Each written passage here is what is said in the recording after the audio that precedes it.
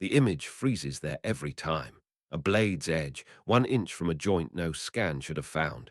60 new recruits sit in the dark and hold their breath, waiting for the arm to fall.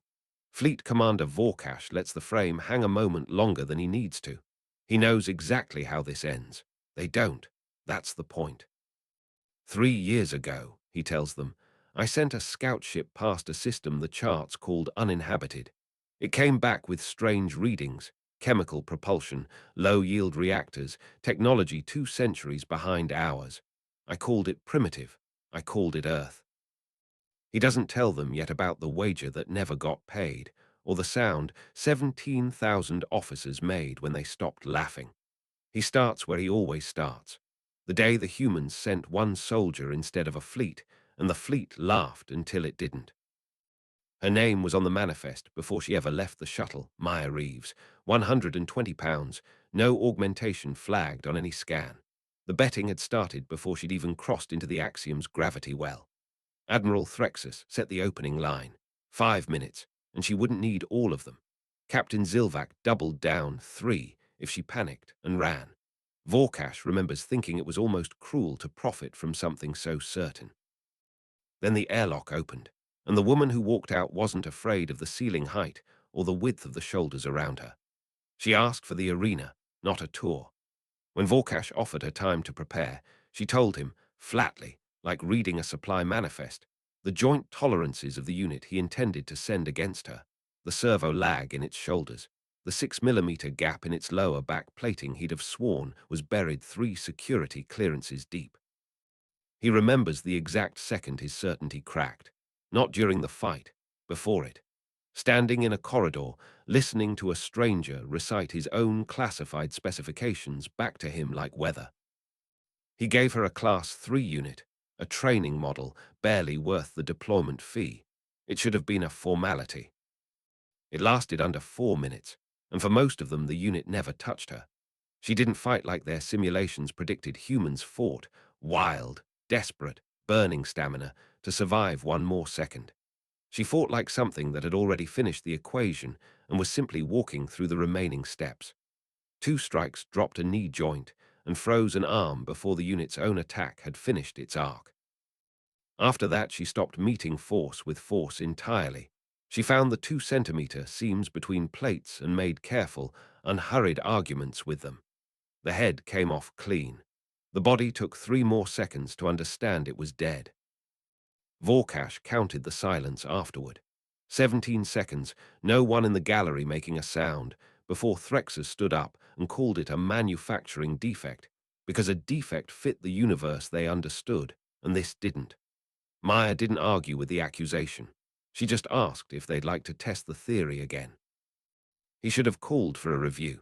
Instead, he heard himself order a Class 5, a siege breacher, 8 feet of armor built to open fortified doors, and told himself it was in the interest of a fair sample. That fight taught him something the first one hadn't. She wasn't reacting to attacks. She was reading the half-second of tension before a weapon fired and simply wasn't there when the shot arrived. When the unit abandoned range for size, charging to crush her, she ran at it, went under its reaching arms, and climbed its own armor like a ladder to reach the vents and cable runs no design ever expected an attacker to touch from that angle. It ended with both blades driven into an exposed power core and a 12-ton machine folding forward into the sand. Zilvac called it trickery, hidden tech, a jammer, something. Maya offered to be scanned right there in front of everyone. Nobody took her up on it. They already knew what the scan would show. Nothing.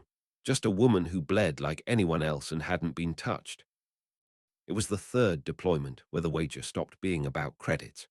Vorkash sent the Omega unit, the one reserved for enemies you needed gone regardless of the mess, the one that had ended 16 engagements without a scratch. He watched her look up at it, 12 feet of layered composite and 8 weapon-bearing arms, and settle into a stance instead of stepping back. Good, she said, quiet enough that only the command box picked it up. Now I don't have to hold back. That fight is the one his recruits are watching right now, frozen an inch from impossible. It ran 8 minutes. It left the arena floor cratered black.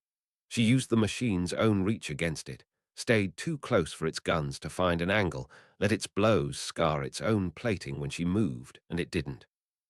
By the end, she was cut in a dozen places, and one blade had a hairline crack from catching a live discharge. And the Omega stood locked, 47 systems dead, still upright only because nothing had told it yet that it was finished. She looked 20 feet across a smoking arena floor at the command box and asked if he wanted to send another one or start talking. That question is the one Vorkash makes his recruits sit with before he tells them what came after, because the fight was never the part that changed him. What changed him came a few minutes later, in the quiet after the crowd noise died, when he asked her the only question left. How? Not the tactics, the how, the thing underneath the tactics. She told him her people had spent 10,000 years perfecting the art of killing each other before they ever looked up at the stars. Hundreds of martial traditions, generations layered on generations of hard lessons. And when they finally stopped turning that knowledge inward, they hadn't thrown it away. They'd simply pointed it at whatever came next. Zilvac called that a lie, loud enough for the whole box to hear.